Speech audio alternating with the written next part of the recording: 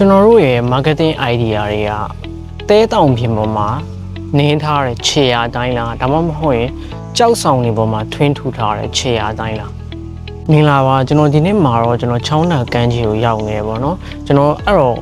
ဒီမှာကျွန်တော်မြင်ရတွေ့ရလေးနဲ့ marketing သမားဆိုတော့ကျွန်တော် marketing နဲ့ဆက်ပြီးတော့တွင်းမိရလေးတစ်ခုကိုကျွန်တော် sharing လုပ်ပေးချင်ပါတယ်ကျွန်တော်တို့ဒီနေ့ခေတ်တွေမှာကျွန်တော် marketing တွေလုပ်ကြတယ် business အတွက် strategy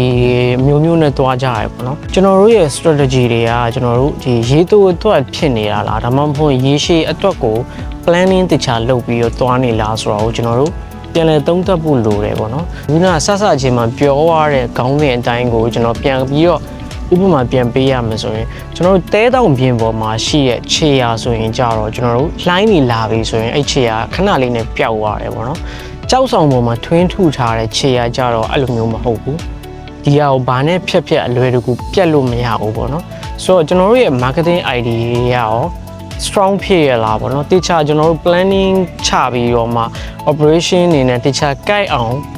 plan လုပ်ထားတဲ့ marketing မဟာဗျူဟာတွေလားဆိုတော့ကိုကျွန်တော်တို့တခြားပြန်သုံးသပ်ဖို့လိုတယ်ပေါ့နော်ဟို trend တစ်ခုဖြစ်ရင်ထားလုပ်လိုက်ကျွန်တော်တို့ပြီးသွားရင်ပြန်ငြိမ်သွားလိုက်ပေါ့နော်စသဖြင့်အဲ့လိုပုံစံမျိုးပဲဖြစ်နေမှာပေါ့နော်ဆိုတော့ကျွန်တော်တို့ရဲ့ marketing idea တွေကိုကျွန်တော်တို့တဲတောင်ပြင်ပေါ်မှာရှိတဲ့ခြေရာတွေအတိုင်းတွားမှာလားဒါမှမဟုတ်ရင်ကြောက်ဆောင်ပေါ်မှာထွင်းထူထားတဲ့ခြေရာအတိုင်းတွားမလားဆိုတာကတော့ကျွန်တော်မိတ်ဆွေအနေနဲ့စဉ်းစားစရာလေးရအောင်လို့ကျွန်တော် share လုပ်ပေးလိုက်တာဖြစ်ပါတယ်